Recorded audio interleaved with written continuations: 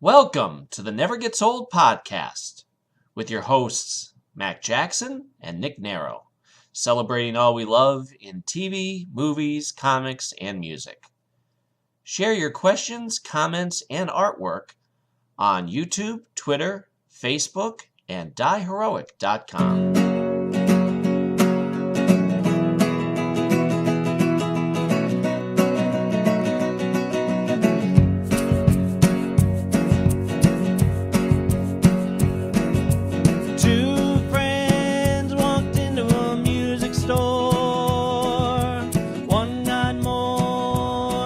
Hi, everybody, and welcome to the latest episode of the Never Gets Old podcast.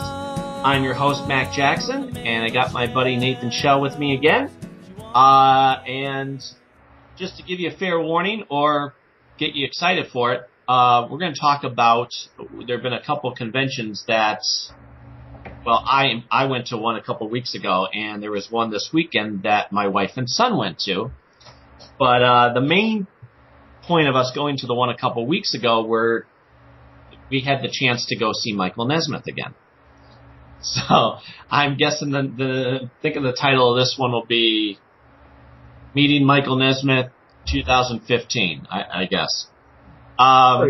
Pretty generic, but it worked. Yeah, what it was Chiller Theater. I think you said it was Chiller.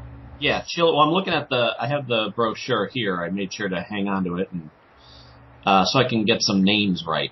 But the whole reason that Cindy and I go is obviously, for those who know me and have listened in the past, I and she, we both adore Michael Nesmith.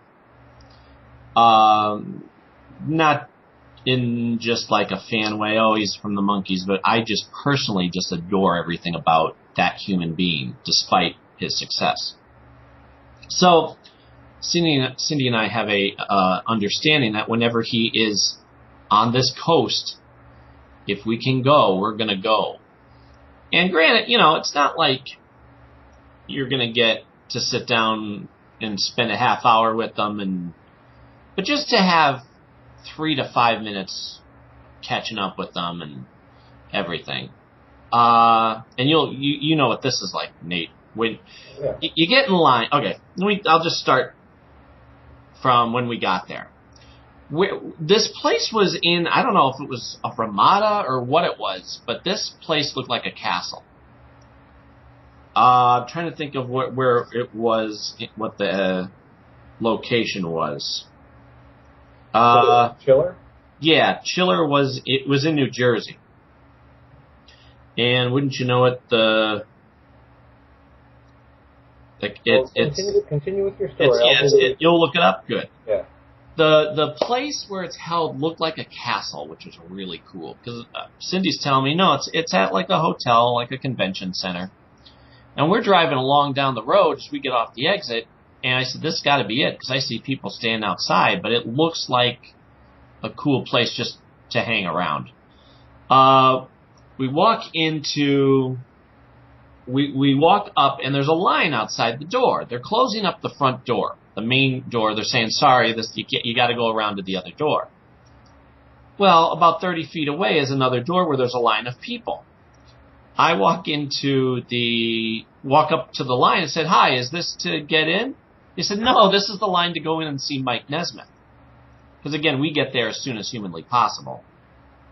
And there's already a line. I said, great, this is the line we want. Because, we want to see other people too, but again, we're there to see Mike Nesmith. He's our main priority. That's who we're going to see. But they said, oh, no. In order to see him, you got to go in, sign, pay for your autograph or your picture or whatever, and then come back out and now get in the line. Okay. Yeah, it's a little weird how some conventions do things like that. Well, we go in, we get our wrist thing, pay for our photo, because like I said to you, we don't need to. Again, people don't know this, but I'm currently unemployed, so money is an issue. We weren't going to pay to have an autograph. We've been fortunate enough that he's signed and personalized stuff for me through the years. That, well, I don't need to waste the quality time with him signing stuff that I'm just going to be putting in like a protective case anyway. You know what I mean? So, but I do want to get an updated photo. I mean, any chance that I can stand next to a guy who I adore and have a photo or two. Well, you know that. It's the same thing with when I'm with you. I want to get a picture with you. Oh yeah, you and I don't get to see each other all that often, so you got to jump at those.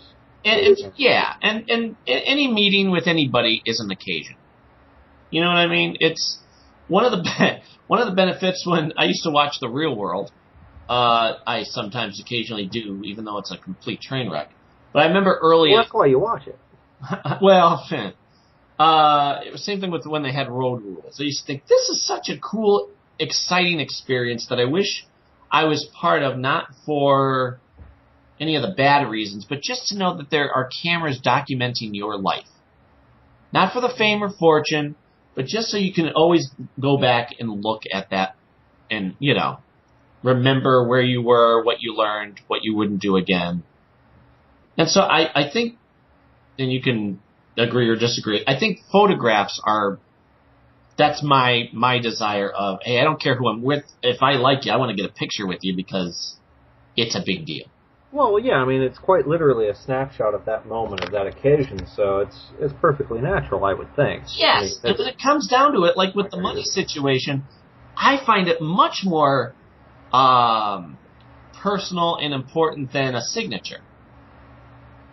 It can be, absolutely. Yeah. I mean, if they write something to you personally, that's wonderful, and yeah, but just to see, look, there's whoever's signature, yeah, but give me the picture of me with his arm around me, like feeling comfortable with me. There, that's what I love. So, we're in line. Now, here's the problem. Because of where, chiller people, I hope you pay attention for next time. When you make a line coming out the door, and it's the first line that people see, put a sign up. Let people know that it's not the main entrance. Because we're standing there, and now we're in the back of the line, so our job is, oh, hi, new person walking up. Do you think this is the way in? Do you think this is how you get in for the first? No, you actually have to walk around to the back of the building. Yeah, that's one of the things about some horror conventions have it set up, and part of it is the way the hotels are built. Right. It's like almost they should try to have somebody who has no interest in that particular genre, or actually, I'll borrow a page from my best friend's book. He's got ADD. The best way to have like unadulterated advice when it comes to having layouts done, bring somebody who's got ADD and have them just experience the entire weekend. They will come up with some of the craziest sounding things that after you sit back and look at it, like, oh wow, yeah, that would make sense, because if this traffic flow is going over here, this traffic flow won't need to have to be redirected, and it'll just flow naturally. Mm-hmm. Well, and yeah. But sometimes we trip up over our own feet, and trying to be helpful, we cause more issues. And the main entrance, they closed up. So, okay, then put a sign up, or, like you said, have a volunteer stand there and say, hi. Instead, we had people that not only were behind us that we had to shoo away, but as I'm telling people in front of us are going, wait a minute, this isn't the main entrance? No, this is to go see Mike Nesmith. Oh, we got to go to the main entrance first. Yes, you do. And then, now we're directing folks. It's almost as if you end up being unofficial volunteers. Yeah, I was like on the Love Boat, directing. I will be your director. So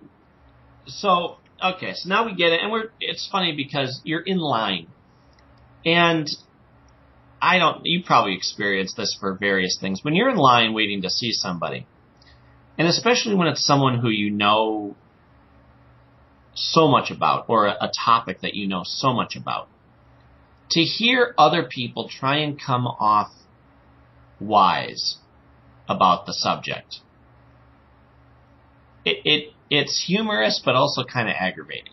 Yeah. Because I'm sitting there talking to her, and we're quiet for a couple of seconds, and we're all excited because, we're going to get to see him, and isn't that great? A couple people in front of us are like, and they just start trying to rattle off stuff.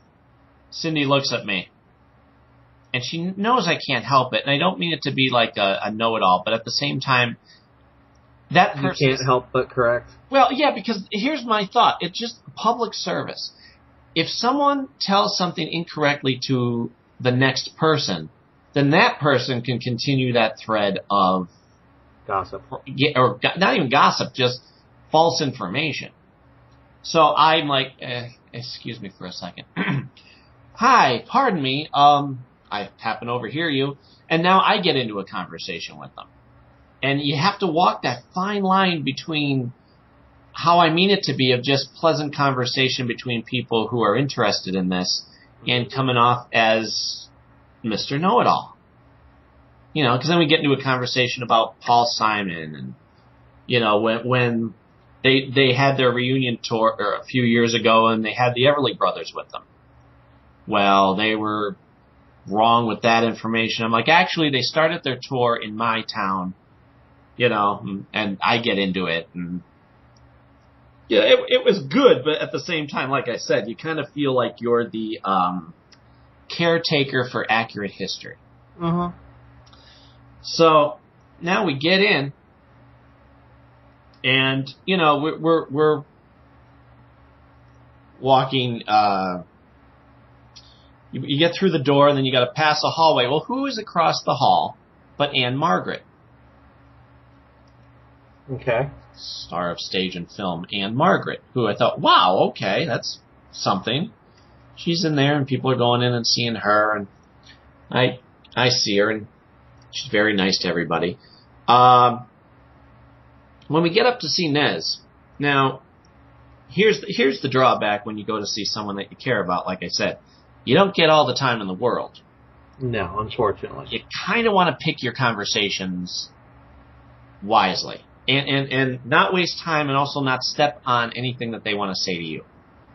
Right, because they may, have news for you that they've wanted to share, or you've got that commonality of continued friendship. Exactly. And it's wonderful that and it's very surreal, too. Because there is the iconic, member of the Monkees, MTV, Mike Nesmith, the general,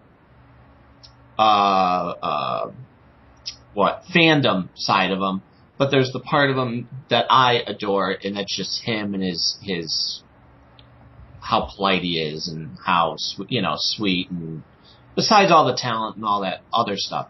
So I'm looking at him like, oh, there's the guy I know and I like and I get to see. And then afterwards you think about it, and it's surreal because it's both of those thoughts clashing. Like, wow, this is the guy who I've watched on my TV since I was 10.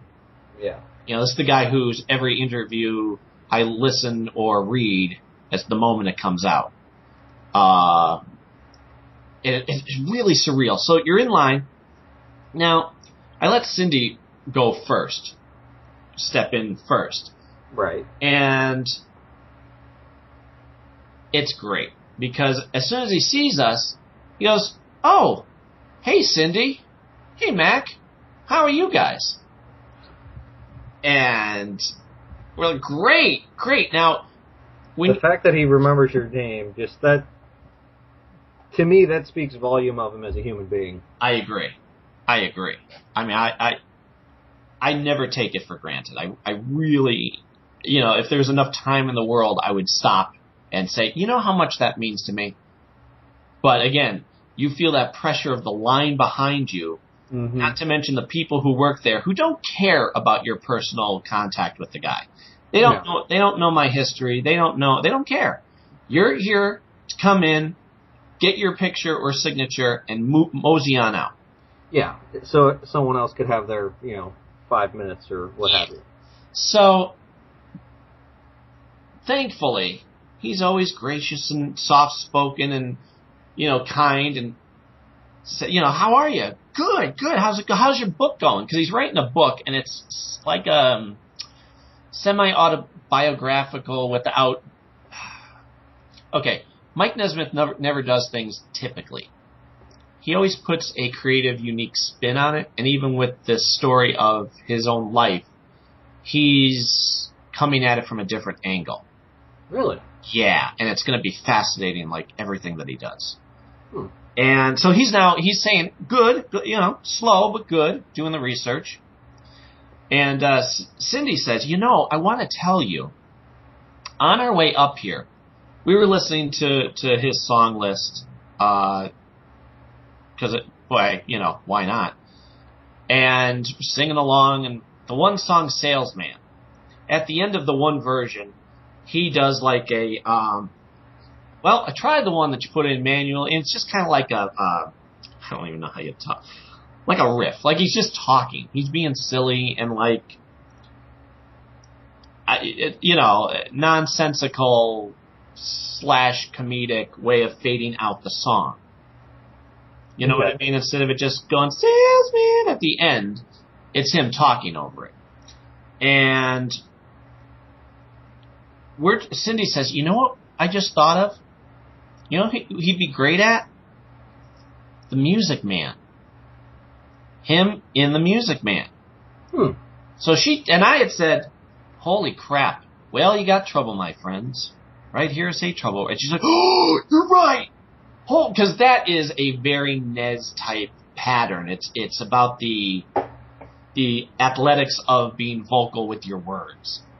You know what I mean? And he's got that charm where he always says it's like a singing / talking way of doing stuff. But he does it sparingly where it's not annoying while he sings the song. Okay. Like instead of singing the song all the time, he might sing the song.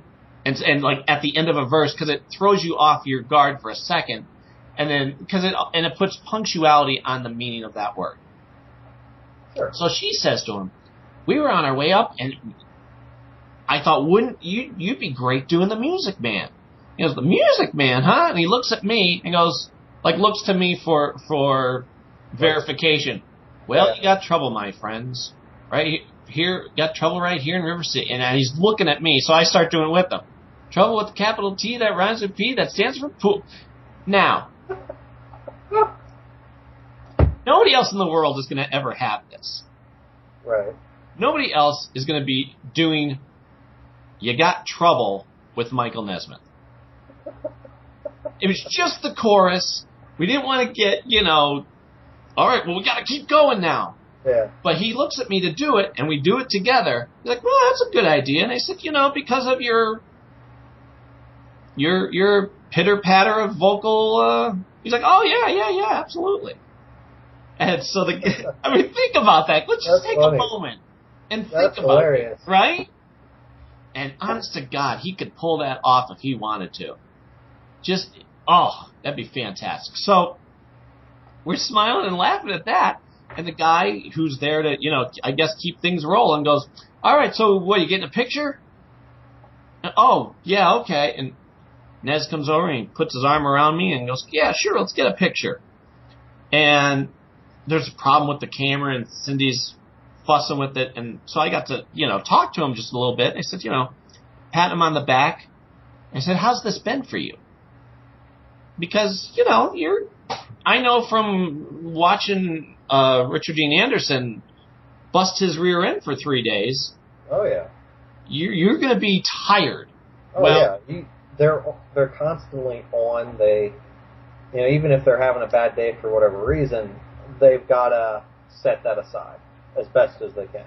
Well, even if you're having a great day, it's mentally draining to be on. Absolutely. Oh, absolutely. Because, you're on. You are giving your all to, if you're a good person, don't get me wrong. Right. These people that we're talking about, cut above. They are giving their sincere kindness to each and every person walking up. Oh, absolutely. So, I said, how's this working? He goes, what? He goes, oh, good. I said, thanks for doing this. Doing what? Like, he doesn't quite know what, doing what? Taking the picture with you or doing the convention? I said, doing the convention. You're on the other side of the country, and I get a chance to see you. And he rubs my back, goes, oh, yeah, sure, no problem, So they took a couple pictures, which is very nice. Because instead of if you go get a professional picture, they go, boom, there's your picture. We don't care if you like it or not. We're not going to show it to you. You're just going to take it. It's the cattle trough mentality. Exactly. So in this case, the guy takes a picture and then takes another one. We make sure it looks cool. And, said, I'll talk to you later. Nice to see you. Yeah, you too. And shake hands and step out of the way. Well, I start talking to Jessica, who has worked for him at his office for a long time. So I said, hey, you Jessica?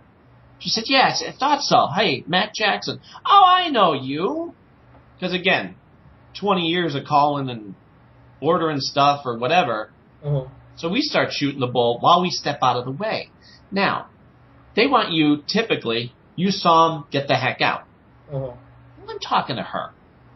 And also the girl behind us, Christine, who we knew from meeting him in the past and just through Monkey/Nez, friendship. And also her and her husband are going to have a gig for us, so that'll be cool. Like an actual big concert show festival thing. Yeah, which is always good. Well, she had stepped in behind us. We let her sneak in behind us. And so she's talking to him and spending time with them. And it's cool because as I'm talking to his employer, his friend, he's over there talking to her, and she says something, and he kind of he looks over at me. Now, I'm safe. That's the thing. That's why they're not chasing me out with a stick. Right. Jody, who's runs the Monkeys convention, she's working at the table of the gift table. Right. She knows me. We got a picture together. We're shooting the bull. So they don't need to say, all right, get the heck out of here. You got what they don't. They don't need to chase you off. Yeah, and I even said, I'm gonna wait for her and hold the door for her, and yeah, they're like, oh yeah, no problem. So while he's talking to Christine, he looks over at me after she had said something, and I make a face well, there you go, and he does it back to me. So that was cool. That's cool. Now here's my thought about this whole thing. The way, and Mike Nesmith is always very sincere and honest with his thoughts. The reason he does, Cindy said, I wonder why he came to Chiller. Because Chiller, as you know, is a horror thing. Yeah, it's typically a horror. They've only expanded their guest list recently. Mm-hmm. And for him to do that, now he could have been in Canada touring with Mickey and Peter. Right. But I'm pretty sure that he, one, you have to make decisions, like we were talking about earlier, prioritizing. Right. You only can do so much in a week. Are you going to tour forever? Well, no, you're not going to keep touring. You got to put out some new creative, with his book, with his music, So, she said, yeah, but I wonder why he came all the way to the other side of the country. I said, I bet you that's why. Imagine you're working your butt off during the week, writing a book, doing the research, and you just think, you know what, I want to get out and see people.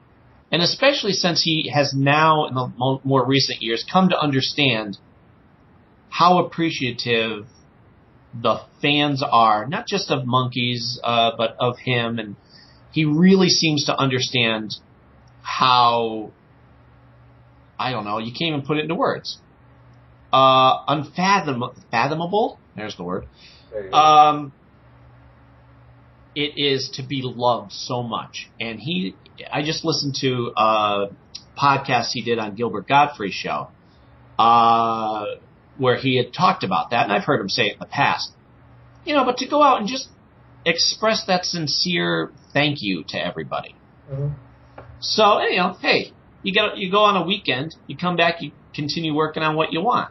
Yeah, and sometimes I'm sure it could be very healthy to recharge your batteries by revisiting the people that helped you get to where you are. Absolutely.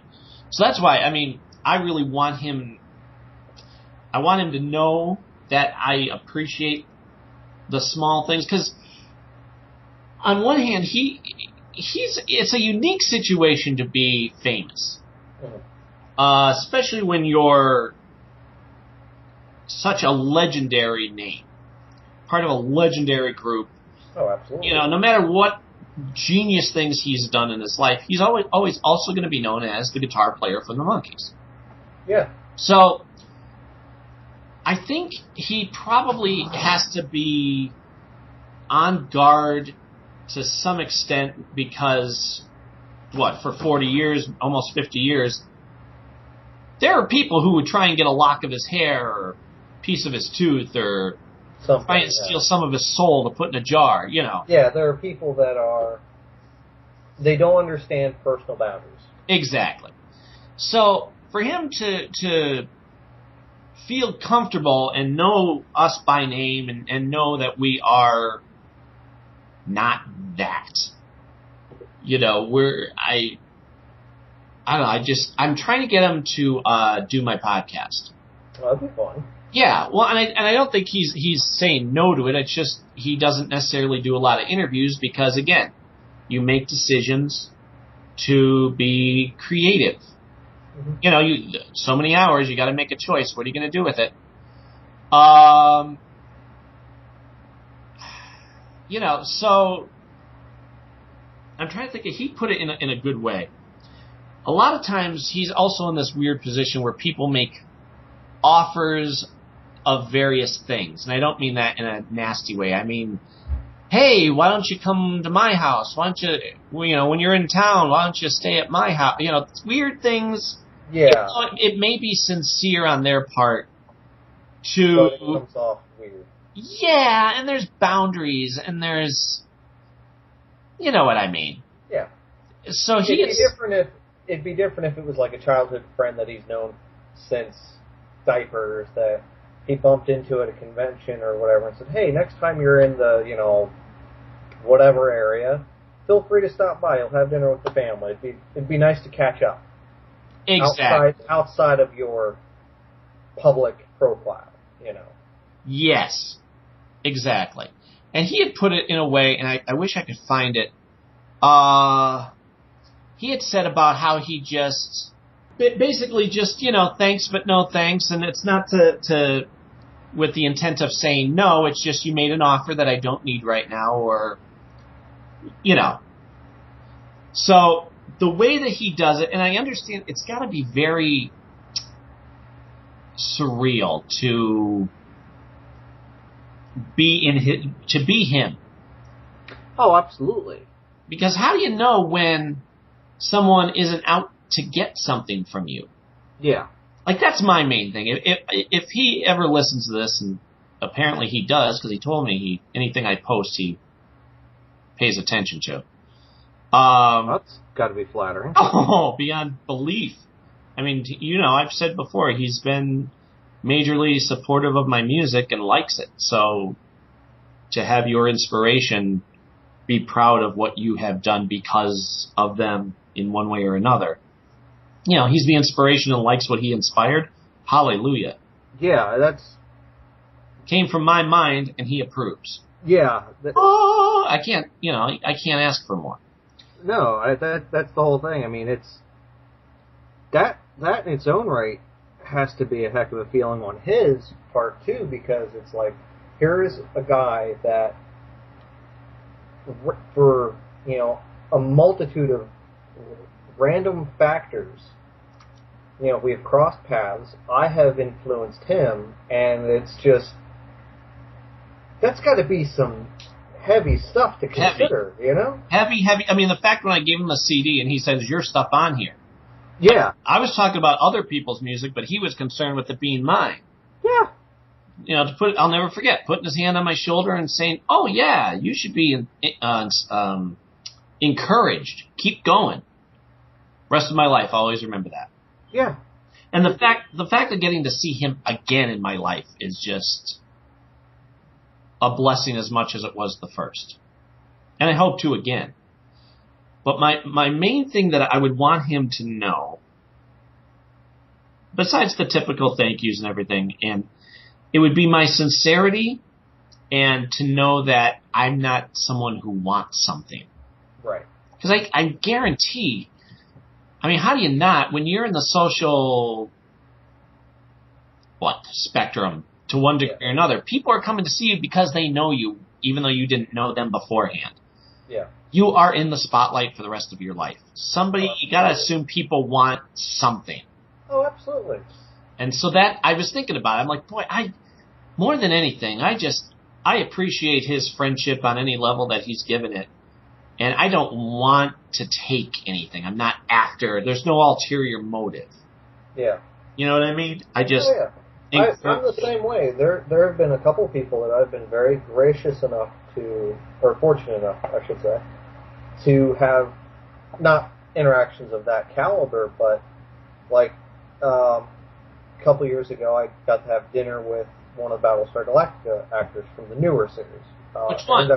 Aaron Douglas. Okay. Chief Tyrell. Yep. I had an absolute blast. And it was funny, the entire time we're sitting there where he's asking my girlfriend at the time and I, things like, what type of stuff are you guys into? He's asking her about her dog tags because she was in the National Guard. He was asking me about, what is it about different sci-fis that I like? We were asking him, what's he do outside of acting? And he was sharing stories about when he was on the hockey team and stuff like that. And the woman that was his handler for the weekend was there, and we're all just talking about our life experiences and everything. And very, very little talked about, the obvious him on Battlestar Galactica. And I haven't gotten the opportunity to thank him for that. And I don't honestly know, because it's been like 7 or 8 years. So I don't know if he'd even remember that interaction. But to me, that meant the world, because here it was, a man who simply just wanted to go out and grab a bite to eat. And he made a couple fans' evening by sharing that with us. And showing us that he was completely and totally just a normal, average Joe who just had the fortunateness of... Yes.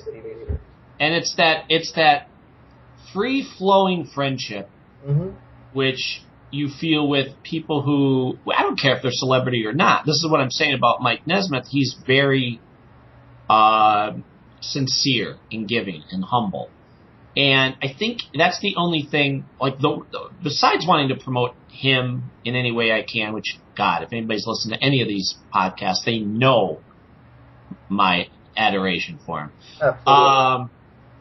But no, the one thing that one of the real reasons that pushing to get him on is to be able to actually have a free-flowing conversation and not go over, so your mother made Whiteout and you were in the Monkees and MTV. Yeah.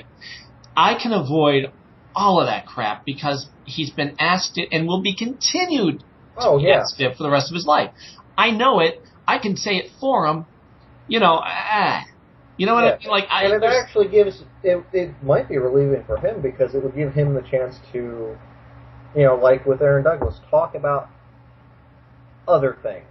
Like the randomness of talking and see where it goes. Yeah, like the randomness of you and him having that moment at Chiller about, Music Man. Exactly. Yeah, that's pretty cool. Yeah. I mean, besides just adoring, his humor and everything else about him, it's real easy. And so I'm really hoping he'll do that soon because that's the only thing. When you go to see him, we know going in, you're only getting a couple minutes and it's not his fault. It's the hundreds of people standing behind you going, let's go. Yeah. Me.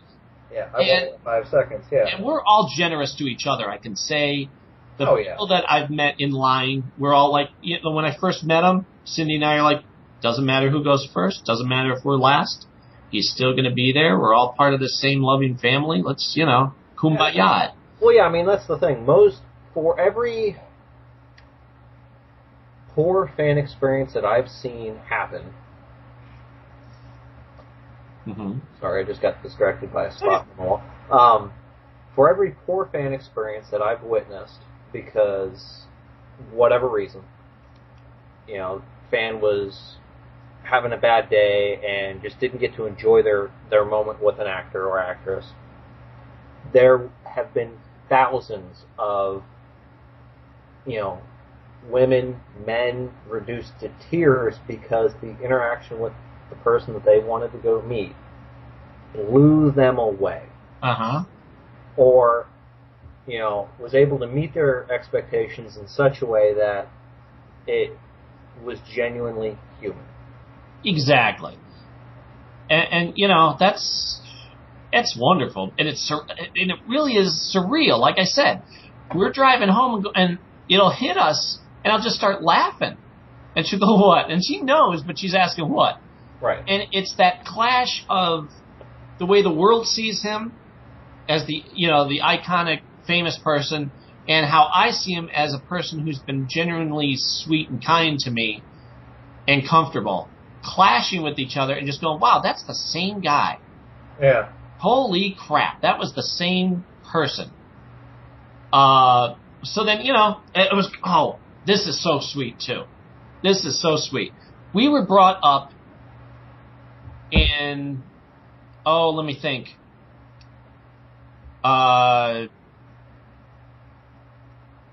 3 different conversations with him from other people. 3 Really? other people talk to him. Now, again, you get 3 to 5 minutes if you're lucky. If you're lucky. They decided that, you know what? They were going to talk about us, our band, Harmony Constant, to Mike Nesmith with their free time. Wow, that's... Oh, wait, buckle up. Here's what happens. Oh, God. Okay, hold on. I'm bracing myself. The girl behind us, Christine, had her time with them, and before she rolls away, she looks over and she sees us. And like I said, Nez and I had already been smiling at each other for the comment before. And she goes, and Mac and Cindy over there, they want you to know about their band, Harmony Constant, which I thought was so sweet. Right. You're plugging us. She doesn't know that he already knows us.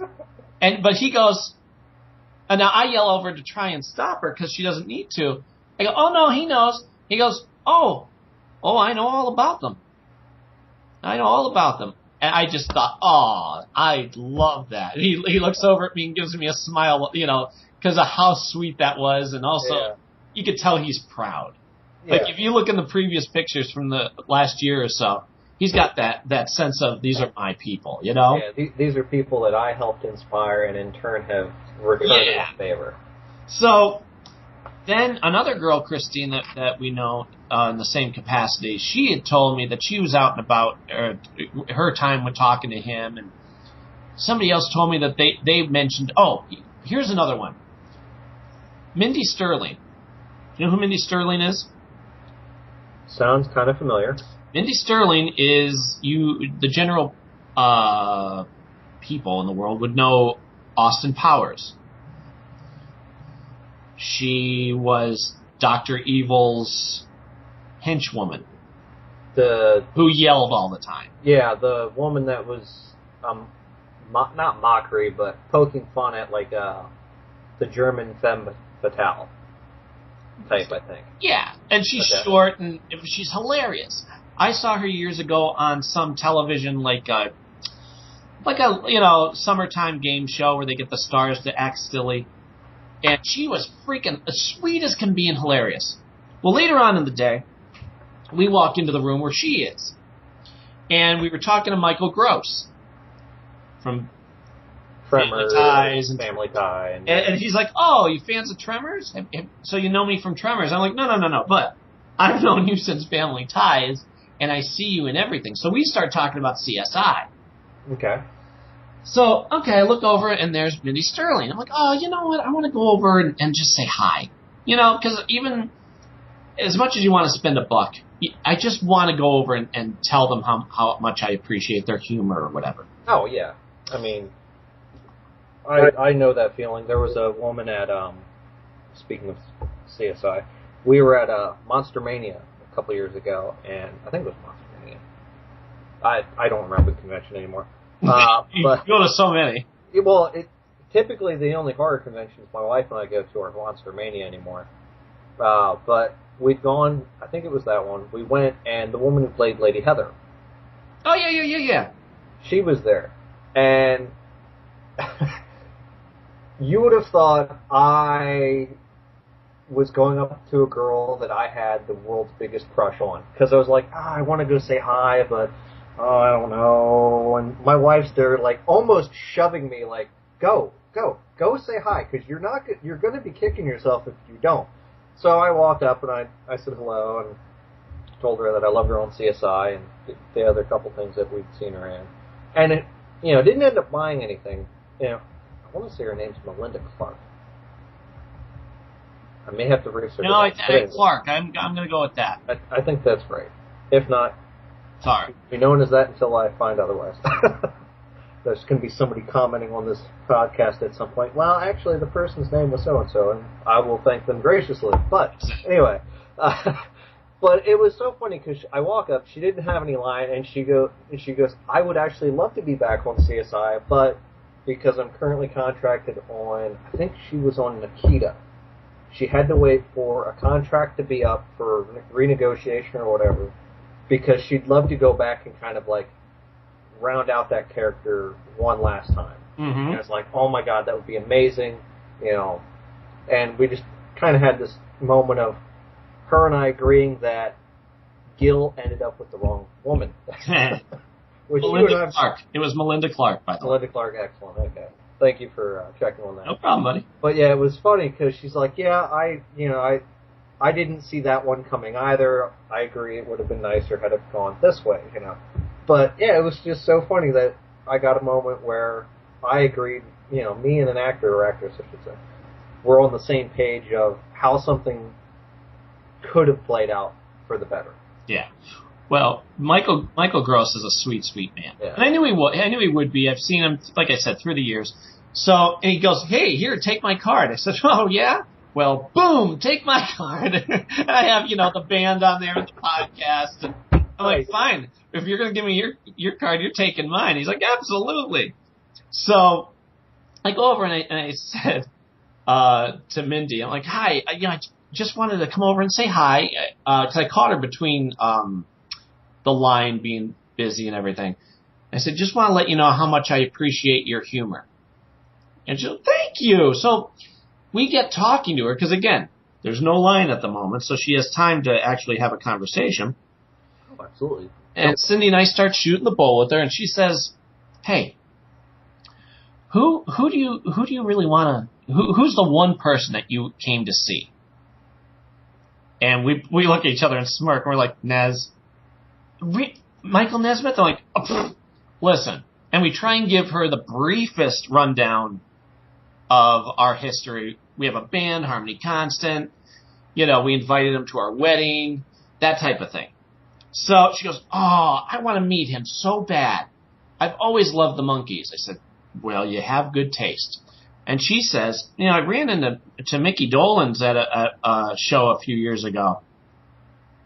And this is a shame to hear, but I mean, I'm not surprised. It's a shame. It's hit and miss with him, apparently. He was nice when I met him, but she said, I ran up to him. I said, hi, my name's Mindy Sterling. I'm an actress. I just wanted to run over before our lines began and whatever and say, hi and how much I liked you for years. And he says, gives her like a smirk, like, okay, he's nodding his head and goes, you want to buy anything? That's got to be frustrating. Oh, I know. And she goes, oh, okay.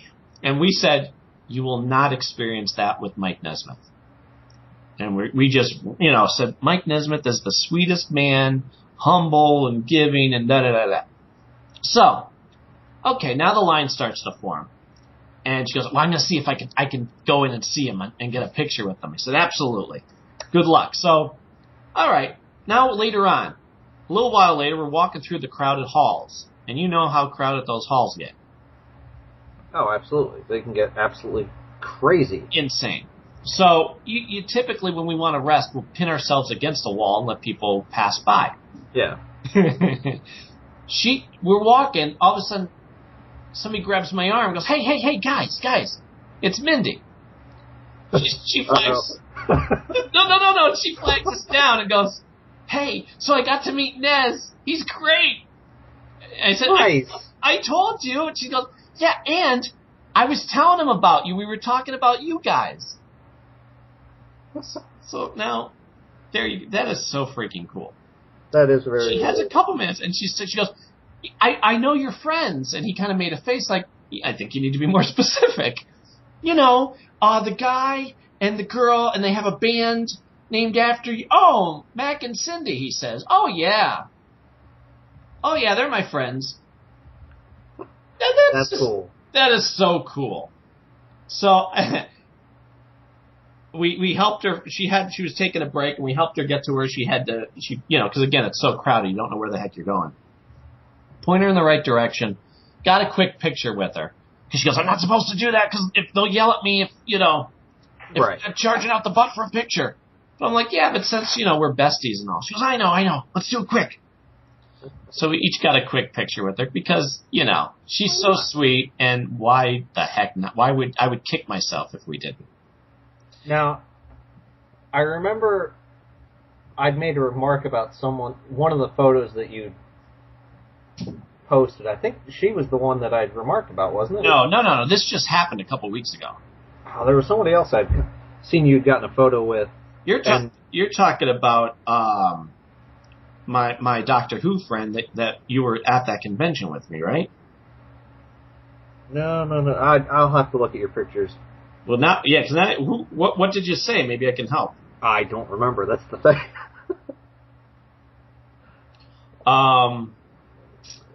So, yeah, I mean, what a sweetheart. And right away, I'm like, okay, Michael Gross, Mindy Sterling, I want to keep in touch with you guys. So I found them on Facebook, Twitter, and Instagram. And it was funny, too, because when I posted the picture, I said to Mindy, thanks for the quickie in the hall, Mindy. That's what it was. Yeah. That's what it was. That's what it was. That's her. And I'm like, no, I'm at the picture. That's what it was. And then, you said the Cindy note, and she said, I got one, too. I'm like, oh, okay, fair enough. Walked right into that one. Yeah. So, yes, that was her. I thought so, because my brain was trying to track back of, what the woman looked like, and I'm like, wait a minute. I think that was the woman. So now, but with Michael Gross, though, it was funny because we mentioned CSI, and he couldn't remember if he did Vegas CSI or New York CSI. So we had stepped away, and we had to go back and say, hey, just want to let you know, we looked it up. You were on both of them. He goes, oh, that's what it is. Okay. I said, yeah, if you're in a position where you're so busy that you can't remember the specifics of what show you're on, you're living a good life. Yeah. I'd say you're a pretty successful actor. So, I'd say. So now here's a big deal, and you appreciate this. I even mentioned you. We go down. Well, first of all, we go into the room. We still want to meet William Katt, John Schnieder,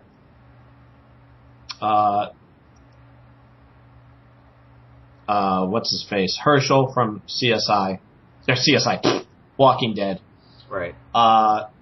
Scott, and okay. So now we stand on the level. That room sinks down. It's like a 2-step down type of room that's filled with people. I mean, let me tell you, okay, I'm going to read you off some names that were there and give you some thoughts. Okay. Who do we have? We have Kevin McLeod, speaking of the Love Boat, he was there, wearing his captain's hat, still looks the same. Okay. Richard Karn, who we went over and got to say hi to. Gilbert Godfrey, who we didn't say hi to, but it turns out he did the podcast with Nez at that weekend.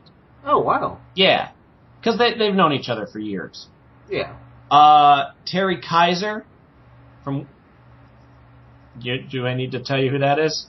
I think you might, because my brain's drawing a blank. The name... Weekend at Bernie's. Ah, okay. He's there, he's wearing the sunglasses and the hat, and he's, all into it. Scott Wilson is Herschel. Right. Well, we go down there because who's in there besides Herschel, but right next to each other is William Katt and John Schnieder. Boom, Okay. boom. Trifecta right there. Yeah. I said to the guy who works there, who's at the top of the steps, I said, excuse me, is this the room with John Schnieder? And he goes, Nah, I don't think so. I look, John Schnieder is one of the tallest people.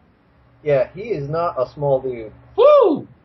And It's so a little hard to lose John Schnieder because I'm surprised he's not a basketball player. I'm telling you, I look over, and there he is. I look at the guy, I said, he's right there. How do you miss him? I mean, he's literally head and shoulders above the rest of the crowd. So Cindy and I walk down, and first we get in the line to see William Katt. Now, William Katt, I've loved since The Greatest American Hero, which came out in 1981. I was around 6, I guess. That makes about, let's say that.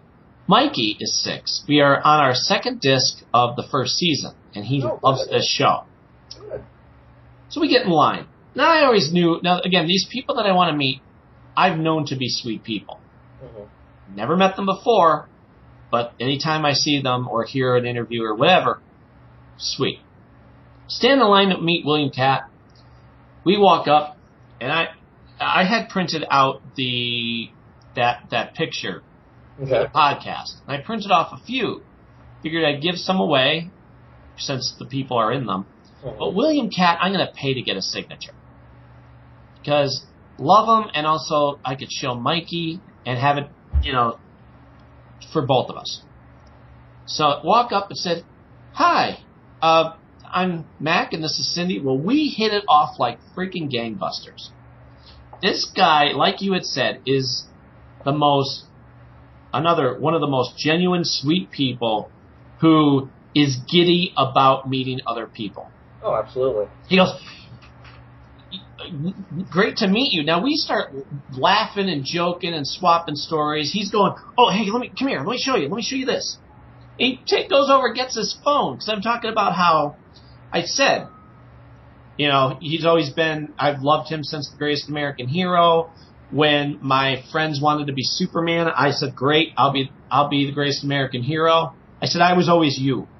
And he was fascinated by that. Nice. He goes, let me show you something. He goes and gets his phone. And this is cool because, again, there's a line, but he doesn't care. No, because anybody getting in that line knows they're going to get time with it. You would, yeah. And so he's showing us on his phone. He goes, look, on the iPhone, my symbol, the Greatest American Hero symbol, is an icon that you can use in your texts. I go, get out of here. And he shows me. He goes, look, there it is. They don't have Batman, Superman, anybody else, but they have Greatest American Hero. Like, that is so freaking cool. He's like, isn't it? And so I show him the picture that I drew. He goes, whoa. I said, I was wondering if you could sign this for me and my son. He goes, he likes it? So he loves it. Of course. It really is a timeless show. Yeah, I mean, it's held up very well, surprisingly. Oh, well, the real, it's like, I'll tell you, the real key to that show being great is him and Robert Culp. The two of them are just wonderful to watch. And again, he plays the reluctant hero and, clumsy and the everyday man. So we're hitting it off, and he's very hands-on, and he sees the picture that I did and goes, you drew this? Man, look at this. And he's getting everybody else around. Look at what he did. Wow, that looks just like me. Thanks. Would you sign it? And here's what he signs, okay? He takes his time. Okay. He goes, Mac and Mikey, if you find the instruction book, make sure you call me. Nice. William Katt, Ralph. He puts under it Ralph. Yeah. Well, that's fantastic. We get a couple pictures with them, and it was great. Like I said, this was a good 5 minutes or more, and it was us who said, well, we'll see you later. Oh, I said, you know what I've been dying to do? been dying to get, ever since I was a kid, the Greatest American Hero t-shirt. He goes, oh, well, they must have them here. I said, you would think, right? I'll have to check it out. He goes, yeah, let me know. So we make him laugh, and as we're walking away, he goes, it was great meeting you guys. You guys have a good energy. Now, you could tell he used to be a surfer. He was a born in California, surfing kid with the blonde curly hair. Yep. It was so funny and sweet. He's like, you guys have a great energy. People around here in Pennsylvania don't really use that term. No. So it was telling of where he's from, and yet very sweet that he said that about us. You know? And yeah, just a cut above. He's someone who we went, you know what? If he's going to be at the next ChillerCon or wherever, somewhere near, we're taking Mikey. Oh, Mikey'd have a blast. Because we had such a great time on a personal one-on-one basis with this man. And how great he was to us. He was just as fascinated to hear about Mikey. Cindy shows him a picture. So then we get in line. Oh, as a matter of fact, I ran into him. He was on his way to lunch, and I grabbed him in the hall. I said, hey, Bill, give up. Just to let you know, I looked. They don't have any of them. Really? I said, yeah, I'll have to get it online. He said, yeah, definitely.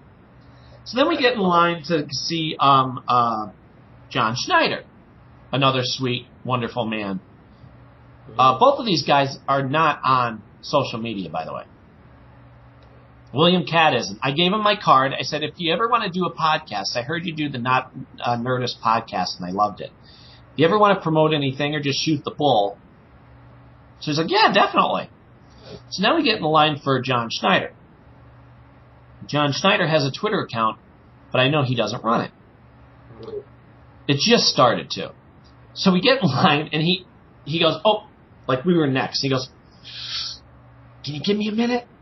Yeah. Now his handlers are trying to be nice and, he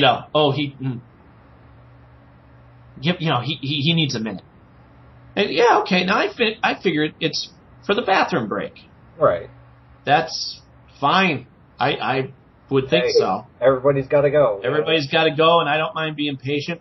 And it was so cute because he's looking at me, and he could tell, I guess, that he knows I'm safe. Like, I'm smiling, and I'm like, yeah, no problem. Do whatever you got to do. Yeah. Walks over and leans down and goes, I got to pee. Whispers in my, I got to pee. I'm like, hey, you just go do whatever you got to do, bud. So then we're standing there for a good 15 minutes talking to the nice girl who works there, who has become my Facebook, Twitter, and Instagram friend, because she was sweet. Mm-hmm. She, I guess, has worked with him before. Like she's one of those people that does this a lot. Lindsay McKay is her name. She's a sweetheart. Okay. And yeah, because I was looking at her picture, I'm like, oh, you've worked with John before. So we're having just as good a time talking to her, and he comes back and standing there. I said, well, and again, he walks up, so he doesn't know where to begin. Right. And I said, well, hope you had yourself a good pee. And he laughs. Everybody around me is looking at me like, I can't believe you just said that to Bo Duke.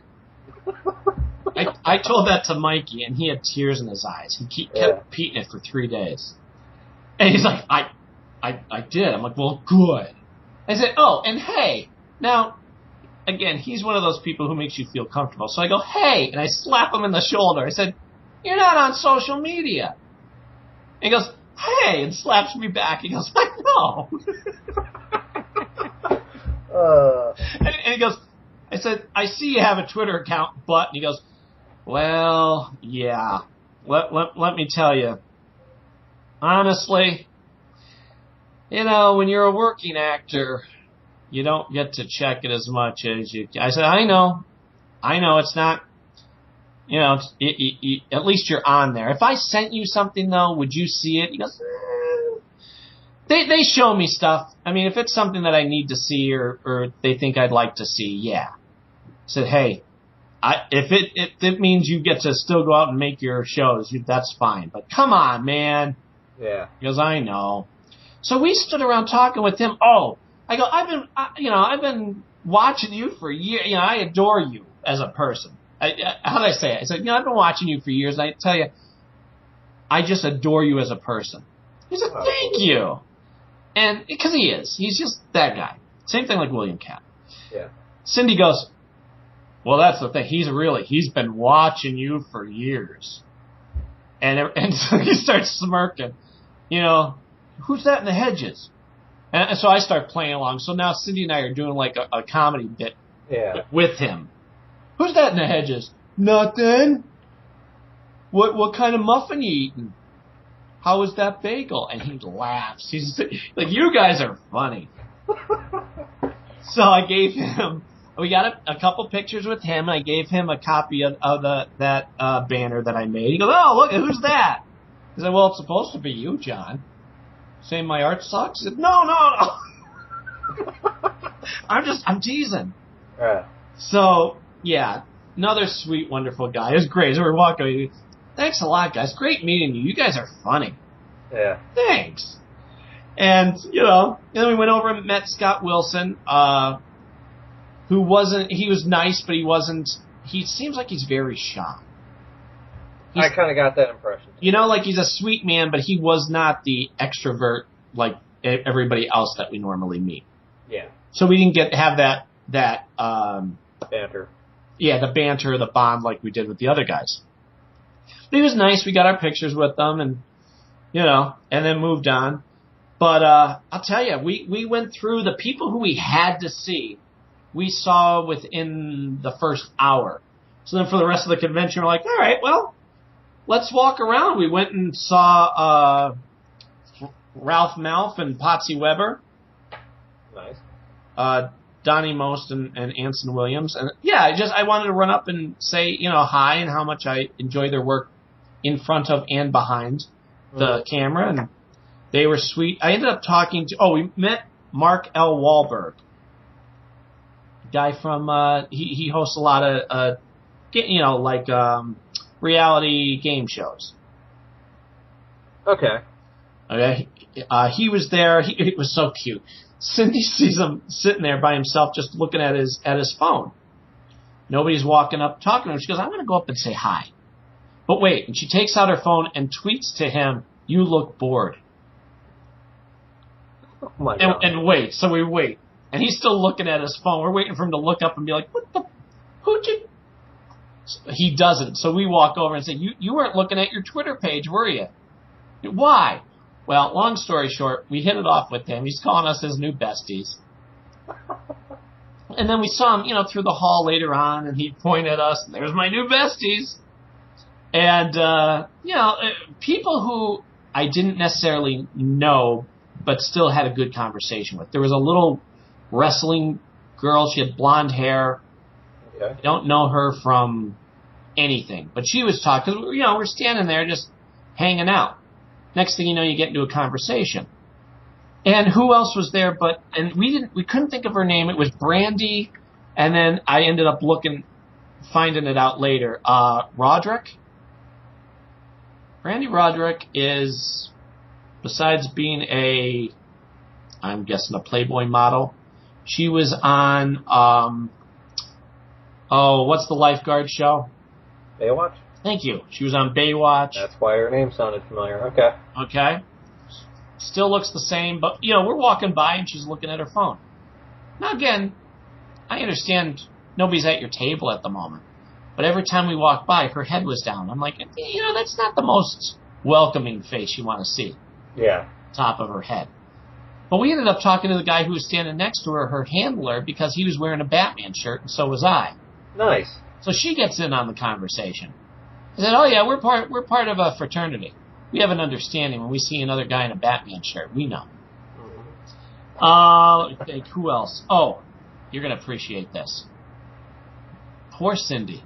We're walking through the hall, and all of a sudden I hear behind me, oh God, oh God, oh. She goes, did you see who that was? It's a crowded hallway. She's not whispering.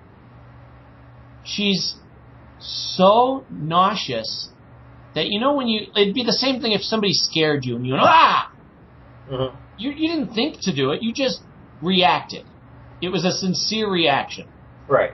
She was completely grossed out because Ron Jeremy walked by.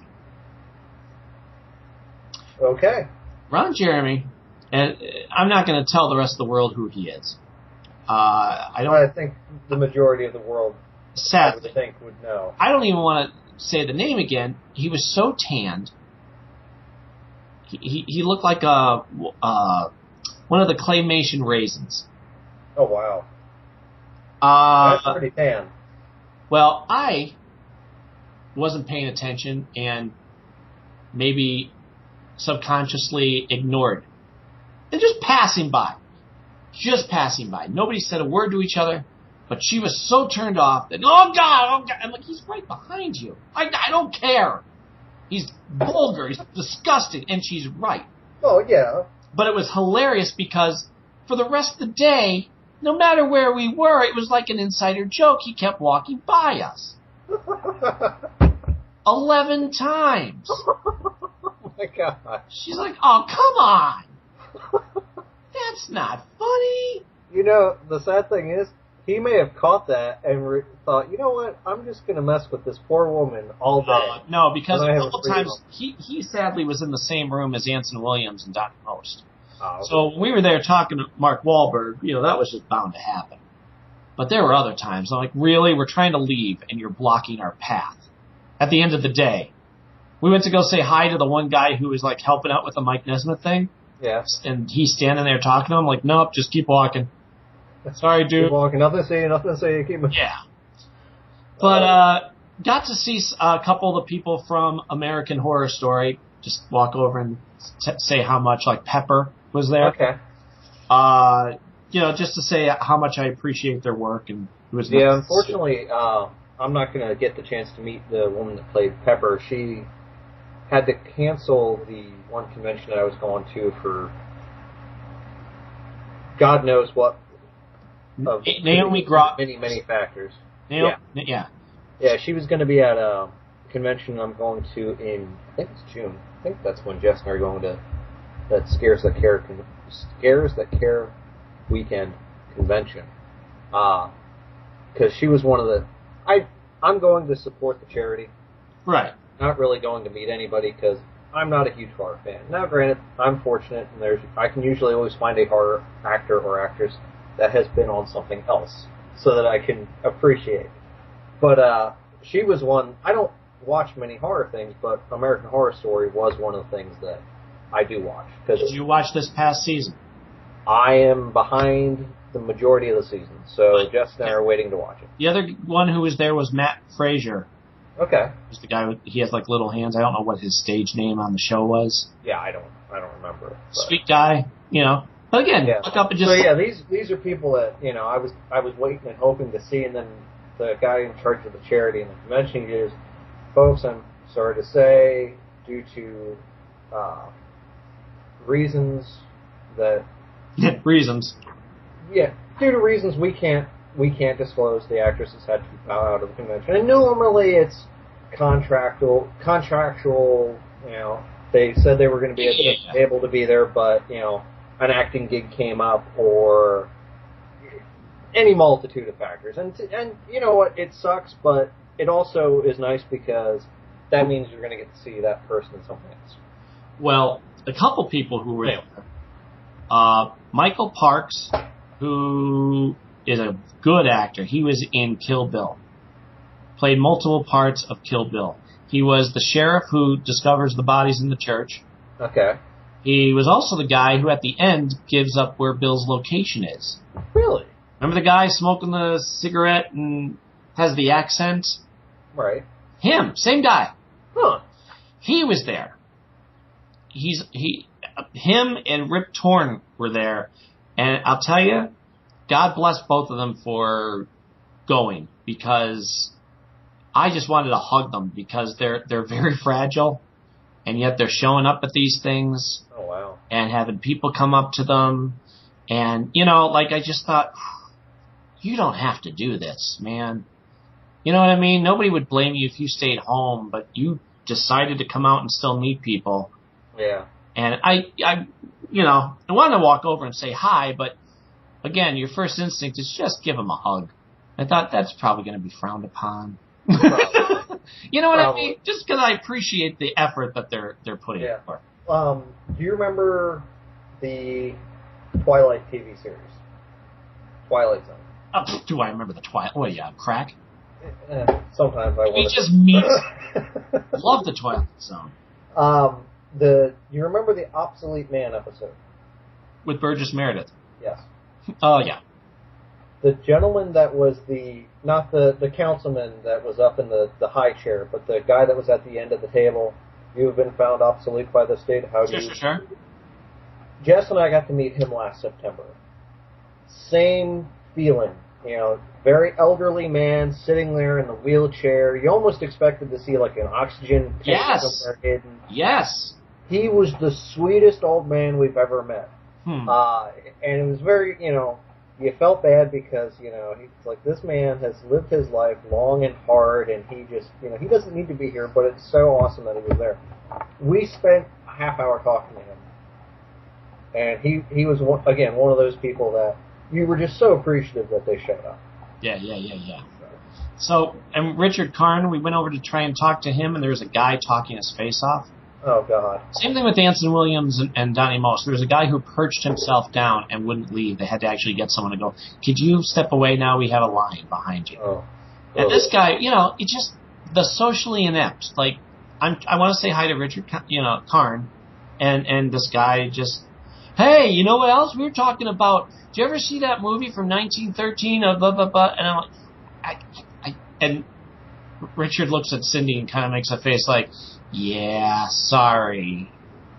And Cindy's like, yeah. Like, it was one of those, nobody's saying anything, but they're saying it with their eyes, like, yeah. Yeah, they're saying it without actually vocalizing. Sorry for you, too. And we were like, this is our anniversary gift to each other coming to this. Oh, he's like, I've been married 36 years or whatever. But then the guy just wouldn't leave. So we're like, all right, well, nice meeting you. We'll talk to you later. And yeah, almost, and you feel bad because you tried to save him. You try. I know. And it's no. And again, that's the other thing, too. Like, we said hi and shot the bull a little bit and didn't want to be greedy because there's going to be other people behind us. And any sort of other conversation was befuddled by Mr. 1913 movie guy. Yep. But it was a great day. I mean, the fact that it was a 3-day event, it's not something, unless I was guaranteed to see all these people each day, that'd be fine. Yeah. But we thought, well, the reason they do it is so people who can't make it Friday or Saturday can go on Sunday and, Or vice versa. Yeah, exactly. Or want to partake in the panels and autographs and everything like that. Yeah. So, by the way, it was a Sheridan. Was it a Sheridan? Yeah. A heck of a Sheridan. Yeah, I looked at the picture, and I'm surprised you didn't remark because my jaw had dropped early on in the conversation. I'm like, wait a minute, what? Holy crap, it is a... Right? And it looks like a castle. It does. It's very, very, very strange. And then this weekend, Cindy had to be gone this past week. Monday to Thursday, she had to go study for her insurance exam and has to pass it. Right. Now, for the past month or so, I haven't really gotten to see my wife except at dinner time because after dinner, she has to study. Right. So she goes Friday, takes the test, passes it with an 89, which is amazing. Sounds pretty impressive. Saturday, she scoops Mikey up to go to Philly so that he can meet David Tennant. Right. I wanted to go to this. Now, we've talked about this. The audience doesn't know the details. To go to, what is it called? Wizard World Comic Convention. Wizard World, Philly. It's just Wizard World and then whatever city they're posted at. Now, to get into the door wasn't so bad, as I recall, from what we saw the prices. So I thought, great, I can go. But in order to see David Tennant, because he's Doctor Who, $400. If you want to be there and do the joint thing with him and, Rose. Billy. Yep, Billy Piper. Billy Piper. That's another $100. Mm-hmm. Are they on? I don't know who made that call. I don't know who made a lot of those. Maybe it's because they're coming from England. Well, it's a multitude of factors. I have not heard this from any official sources, but some people like to try to say, "Oh, well, that's solely on the actors. They're the ones that determine the price." No, it's not. No, it's not. Mike Nesmith has made a point to actually say to everybody, "I'm sorry that the prices are going up. It's for the people who work around me. It's not for me." Yeah, the 99% of the pricing is not necessarily determined by the convention. Some conventions do that. Those conventions I will not name out of respect for them, and I do enjoy going to them for other reasons. But anyway, you've got some conventions that like to have their finger in the pie, so to speak. But then you have some actors, and it's entirely possible David Tennant is one of these actors that has an appearance agent, a convention agent, multiple people that they all need to be paid somehow too. So it's a multitude of factors that is sometimes unfortunate for the fans who live on a budget. Mm-hmm. But fortunately, like Wizard of World, they attempt to try to at least give you the most bang for your buck. So yes, it's $400, but you're definitely going to get the chance to do this, that, and everything with these people guaranteed. So it's like a balancing act. Well, let me tell you this. Okay, this ought to be good. They're on crack. Oh, yeah. $400 just to see them. And again, I agree. One thing if you get a half hour or an hour or something with this guy. Absolutely. No, that's just to freaking see him and get a picture and get a signature. Mm-hmm. Which, again, the line behind you is pushing you forward. You are not able to stick around, And the people who work, by the length of the line. And the people who work there don't care. Cindy said they were at the back of one line, and they're like, "Woo, the last people in the line. We're out of here." Like, really? Because you're working at a comic convention. Is there a sweeter job? Yeah. So they go. Mikey has no idea. They go down, and they see Billy Piper and David Tennant do their Q&A. Now, this is Saturday. Talking about flipping schedules, Billy Piper was supposed to be there Sunday. Mm-hmm. So anything that they were going to do with just David Tennant is Sunday now because Billy Piper had to switch her schedule. Right. It was a last-minute thing. Cindy's kind friends, Sleepy Sisters, were the ones who made this happen for Mikey. Aw. We don't have the money. I'm unemployed. But you know what? Even if I had the money, it's $400. They're smoking crack. Yeah. I mean, nobody's going to love Richard Dean Anderson and Mike Nesmith more than me. But I'm not spending that type of money for 3 minutes. Oh, yeah. I completely agree. I would choose to just wait. But for my boy, I figure, I'll meet David Tennant sometime in my life. Oh, yeah. I'm sure he will, at some point, be doing smaller conventions. Exactly. Where the price will reflect that. Exactly. But for Mikey, they did this, and we're eternally grateful, because he's at the age where he's going to remember this for the rest of his life. Oh, absolutely. So they go see the two of them do their Q&A, and Cindy said it was, she's texting me throughout the day, giving me, her impressions and how much she loves them and how they're great together, and it was just enjoyable. They went and saw Agent Carter. Haley Atwell. She was up on stage. Got to see that. Got to see Stephen Amell. He was a blast, they said. He was great, funny and sweet and entertaining, up on stage talking about Arrow. And Stephen Amell is also one of those guys who is really hands-on he cares about the role. He cares about what he's trying to make Constantine be saved because he's like, let's do a crossover. Yeah. But he also is saying, somebody asked him a question, Cindy said, where they're like, who would you like to see Arrow team up with out of the DCU? And he said, I can't answer that because I don't want to be the reason that things happen. If I say it, people are now going to start a petition, and it's just let it naturally happen. And I love that about him. thing I also enjoy is the fact that he's actually publicly outright said, I would rather see my Twitter accounts, my Twitter, all the accounts that are social media go dark than pay somebody to do it for me. That's right. I like that fan interaction. He does those videos. He's hands on with his. Oh, absolutely. You know, and that's there you go. That's what you want. Yeah. I think that's reasonable for, you know, the rest of us to say, yeah.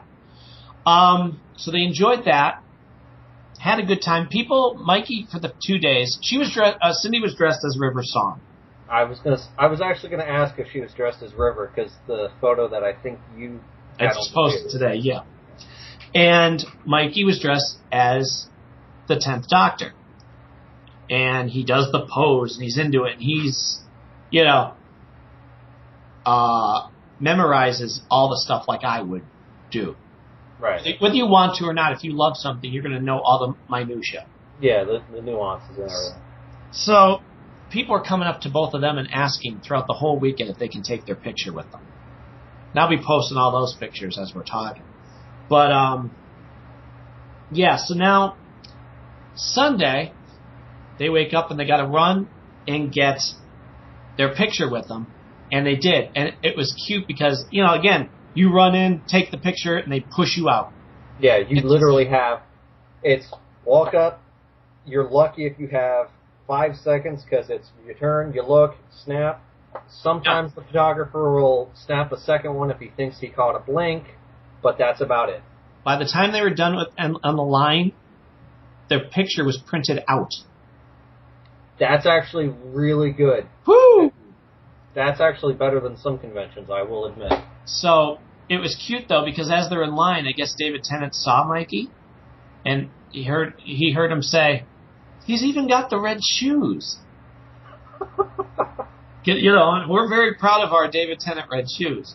Yeah. So for him to notice that was cool. And when they walked up, he said, "Hey, I used to have an outfit just like that." Nice. So Mikey's thrilled. Well, I'll tell you the David Tennant part, but then I got to tell you about our friend who does the Batman's voice. No. I'm going to quiz you. Who does Batman's voice in the animated? Kevin Conroy. There you go. Very good. He was there. I'll tell you his story after. Okay. Because I'm going to give you all the David Tennant stuff. So they get their picture, and it's a great picture. And now, later on in the day, they get in line to see David Tennant. Now, they're part of the last group, like I said. This is the one where the people are like, "Whoa, yay, we get to go home." Bunch of whiners. And you could tell David Tennant, she said, when they got there, was just as wonderful and sincere. But like I said with Richard Dean Anderson, he was going to sleep well that night. He gave his all, his A game to every single person. So they get up and they're talking. They got to talk with them. He was talking to Mikey, and he signed for me my podcast logo that has his picture in it. Nice. Yeah, that Cindy did that for me. So since I couldn't be there, she said, "It's the least I can do." So I guess they slid the picture in front of him with the little tag with who you're addressing it to, and he said, "Mac, are you Mac?" And Mike yells, "No." He goes, "Who's Mac?" "My dad." "Oh, your dad's Mac." So, and Mikey and Cindy both had pointed out on the logo, "Yeah, he does a podcast and he has you on it. Look, that is me." That is so. Yeah, and he leans down and talks to Mikey and says how good he looks in his outfit. And they get to go back and forth. And Cindy said, "Thank you so much for doing this." And he reached out and grabbed her hand and said, "Oh, of course, dear." Aww. Sure. Just a sweet, sweet man who I hope to meet in the future when it's not $400. Yeah, he's one I'd like to meet too. We actually helped a friend of ours who, her fiance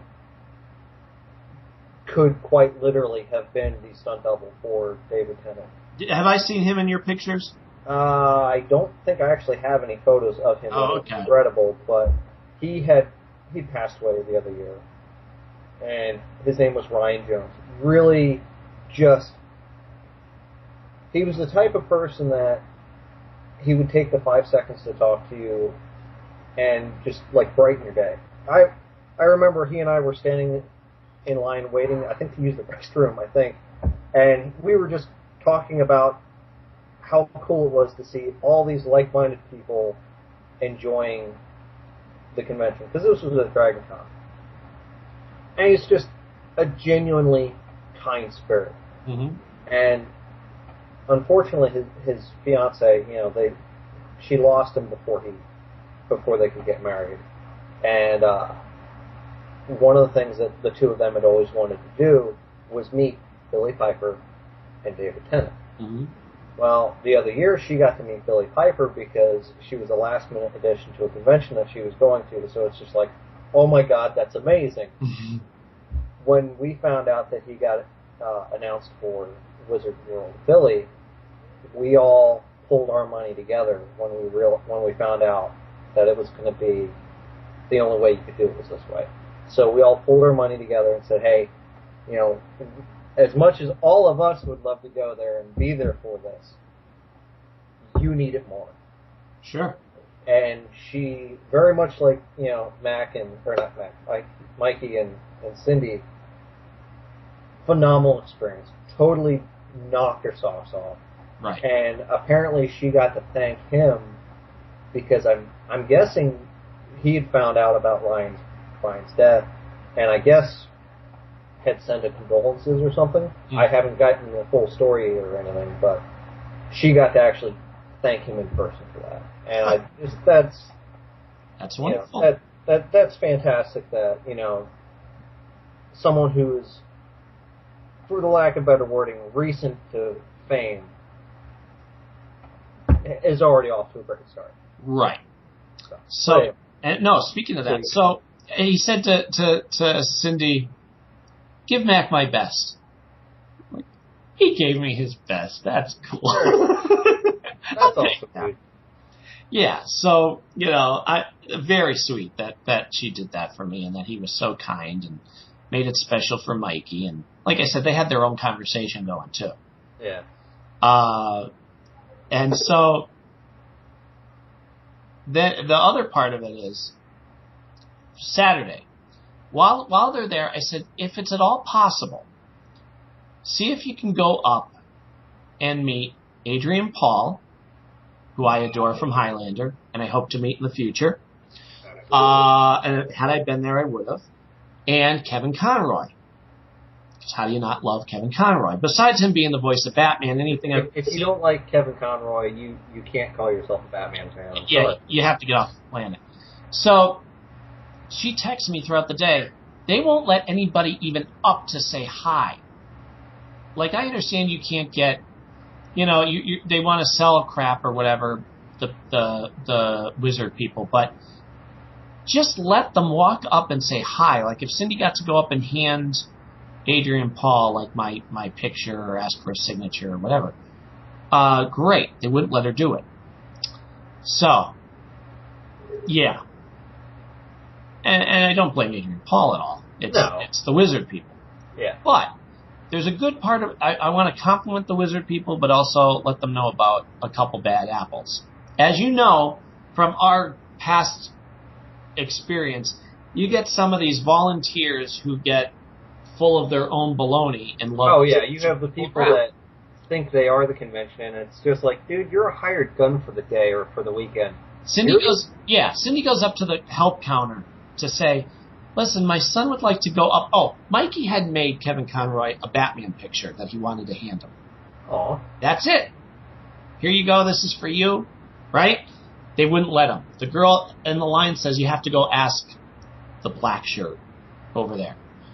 She goes over, and this woman could have helped, could have gotten off her rear end, could have done something, and decided it was easier just to go, no.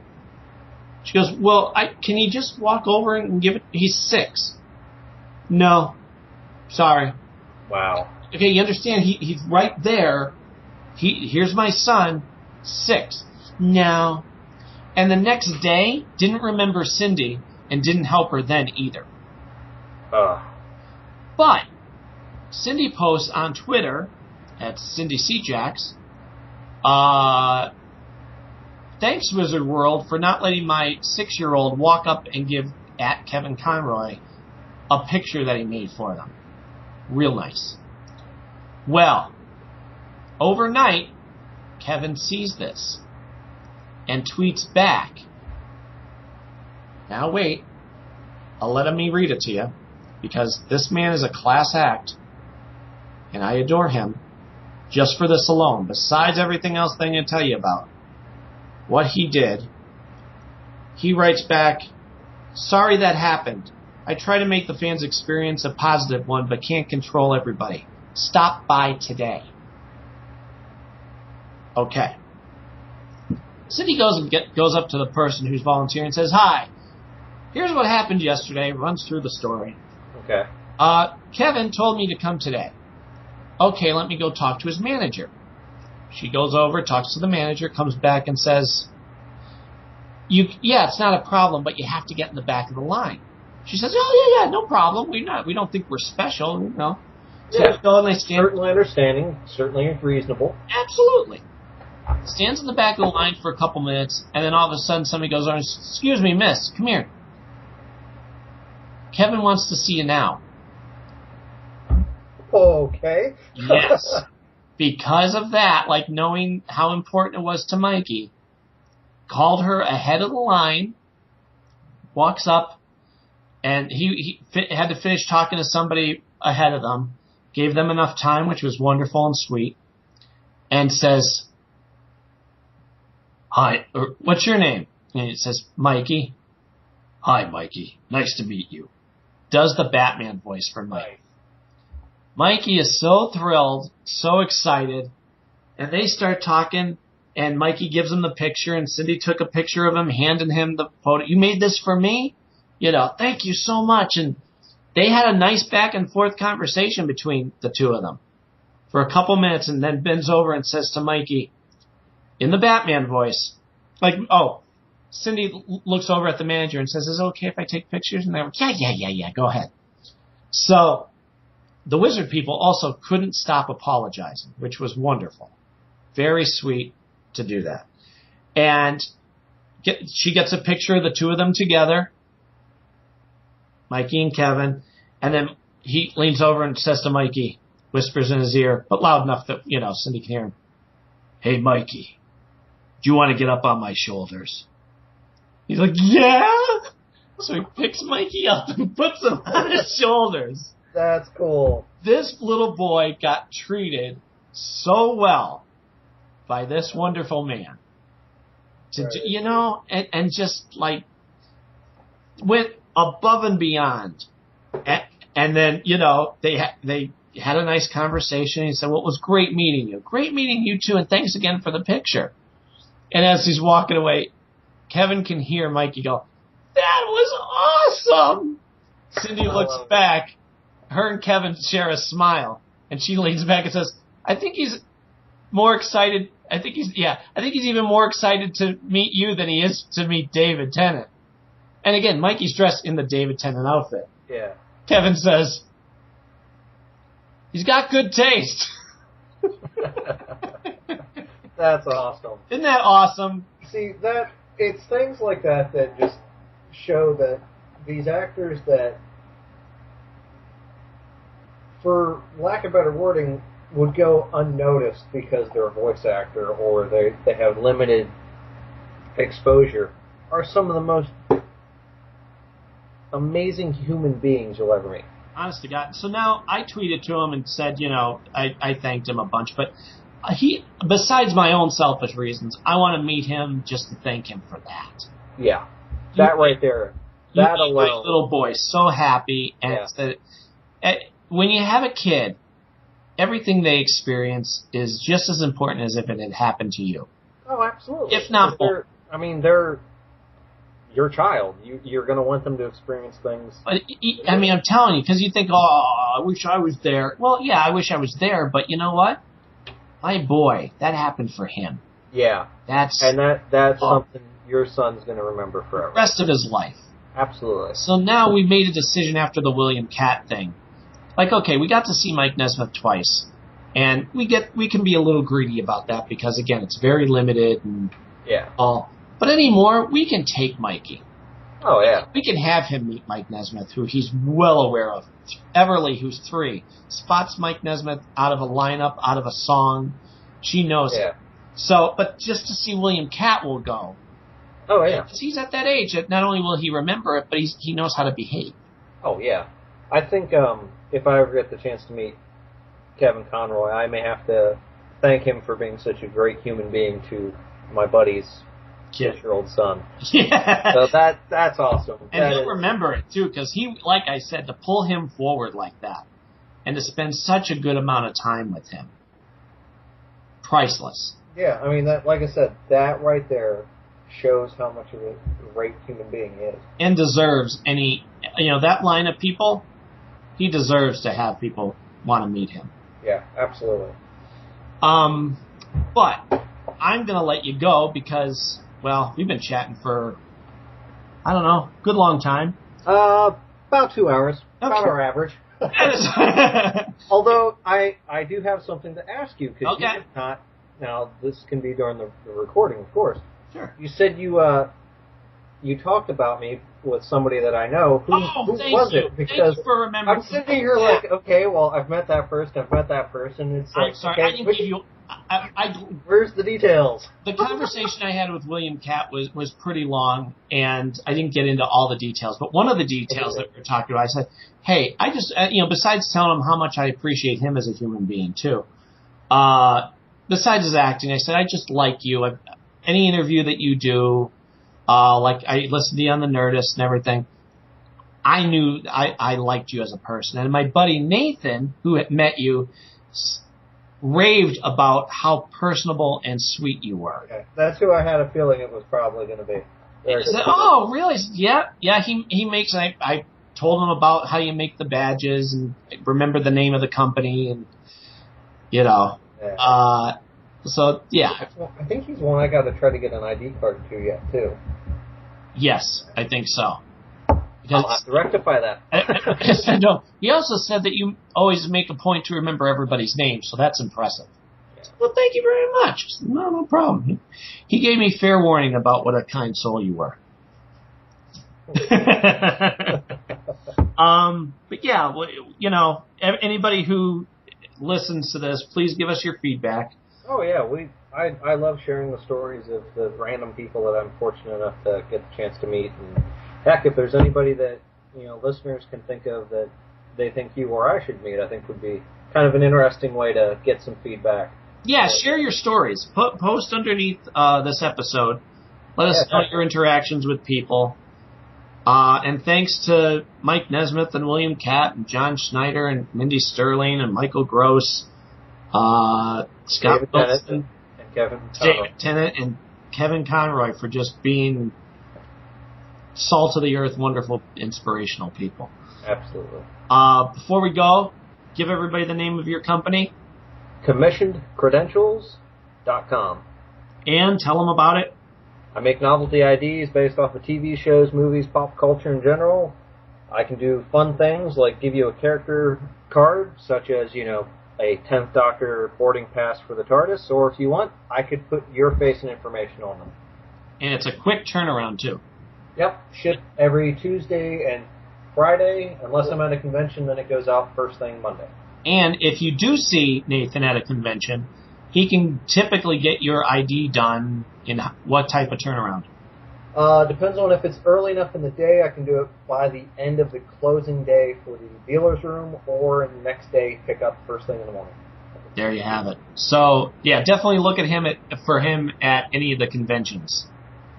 And, tell him we said hi. Yeah, tell him where you heard about me, too. That always helps, too. Exactly. I get to meet a lot of people. So. All right. Well, thanks, everybody. We will be back soon. I have a couple interviews and chats lined up with people, so I hope to make that happen within the next couple weeks. But thanks, as always, for listening. Your questions, comments, artwork is always welcome and will always be used. So thanks. Thank you, guys.